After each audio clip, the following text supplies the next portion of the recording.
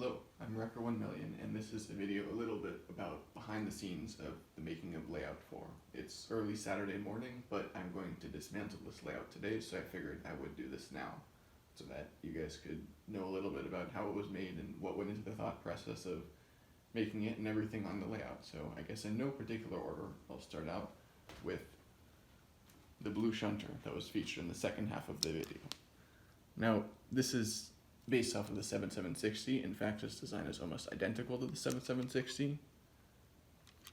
But if you notice, those windows in the front here are the smaller type.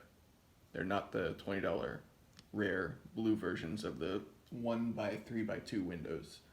And that was because I've actually purchased this from spare parts and a 7865 supplemental motor set.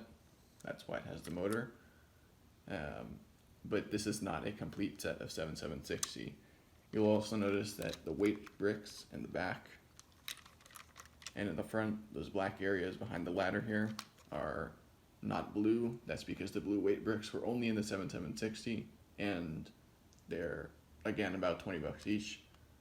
The roof is also not made of the right slopes. So yeah, it's a 7760, but it's not really a 7760.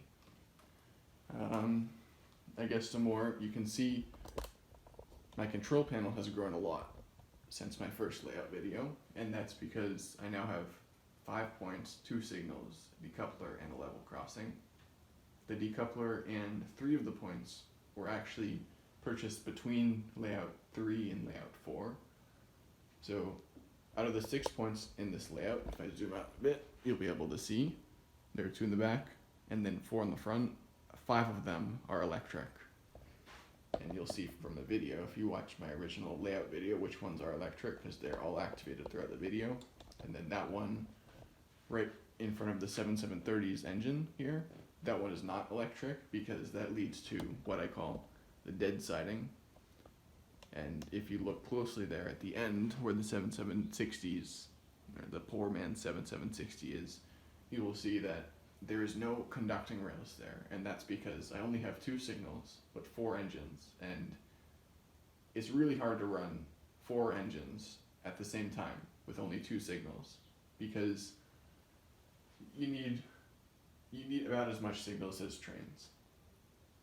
And the reason for that is you want to be able to isolate at least one of the trains at one time. You want to be able to isolate all the trains at one time, or at the very least, all but one of them, so that you can easily switch out the trains from passing line to passing line, which is what I did here.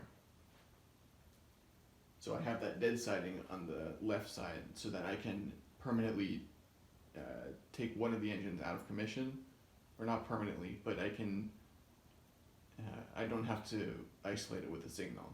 Now the remaining signals are both on passing lines, which, if you don't know what a passing line is, it is a siding that has a signal at either end, or not a signal, it has a point on either end of it so that a train can stop there and it will be able to go back on the main line from the passing line.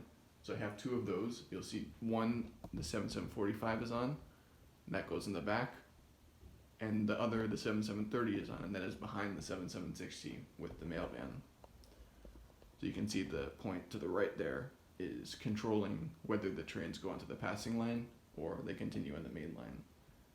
So this allows me to take the 2 trains, and the 2 trains that are not running, and I can isolate them on the sidings, but it also allows me to take the train on the main line, and because all the points are automatic, I can very easily swap it out with either of the ones in the passing lines, because I can put the points so that it will set the train to go on the passing lines. I can turn the signal to green, and then I'll have 2 trains running for a short period of time while the one in the passing line advances out and the one in the main line pulls into the passing line. I'll put the signal back to red, and the points will flip back to the main line.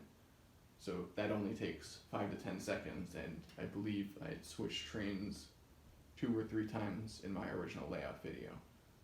So that was a little bit about the thought process behind the signals.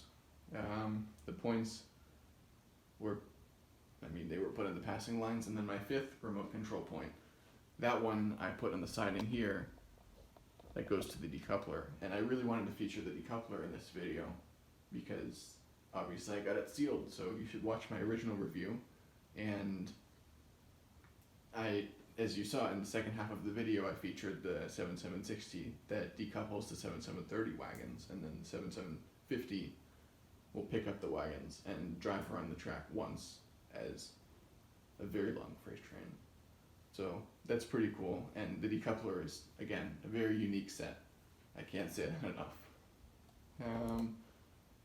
The railroad crossing, or level crossing, 7866, I put that in the rear side because there isn't really much space for it in the front side, since the front side of the layout has more points.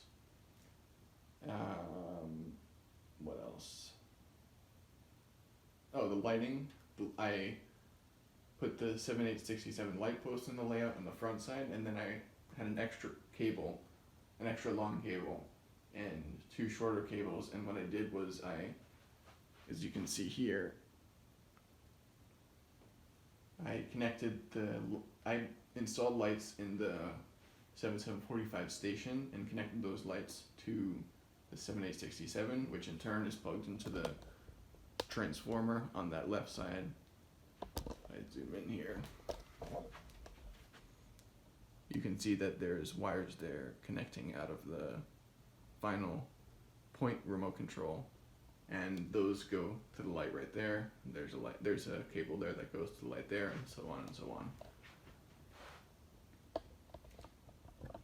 And then I guess about the trains, of course I featured the 7745 as the final train in the video. The 7760s, I don't know, fake 7760 was pulling the 7730 wagons and the second half of the video as well. And then in the first half I was featuring the two steam engines because of course those steam engines are pretty rare. So the first one was the 7730 with the same wagons that it comes with, and that is on the passing line now, as you can see. And then the second train that I featured was the 7750, because that is also a very rare and expensive set with a 7820 mail pan. Oh, and another thing about the trains, I have a 7861 lighting set, and I used the light bricks in 4 places. 2 of them are in the fake 7760, lighting up the front and rear lights. And then I also used the other 2 for the 7750 and 7730. The 7730, I installed the lights in the front, as you can see in the very first shot of moving trains in the video, where the 7730 starts up.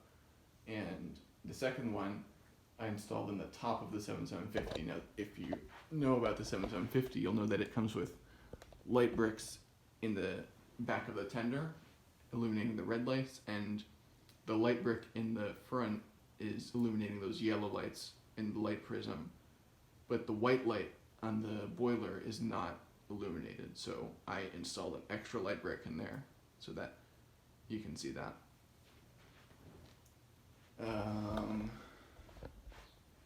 Oh, and for the new sets that I bought, well, you know that I got the decoupler. I bought 2 points, box electric points. I have the boxes for those. I will try to get to a review of those at some point. And then I also purchased I didn't purchase an entire set, but I purchased parts for a 7863, which is the set that you can use to upgrade manual points into remote points. So that right now is on this point right here, because the 2 points in the back are my original points that I owned, and then the 2 in the front passing line are the new ones box that I bought. Another interesting thing about the layout is this point here. If I zoom in a bit, you can see that it's actually tilted a little bit. It's not pushed all the way down on there. And the reason for that is the 7750's cylinders, you can see in front of the front set of wheels for the 7750, those actually hit the point, that switch box, the point motor there, if it's not moved a little bit. And I don't know why that is. Maybe it's because there was this a little bit shifted so that it's not supposed to hit it, but it was shifted a little bit, so now it hits it. Or just because the 7750 has a lot of overhang in the front because of where the bogey plate is placed.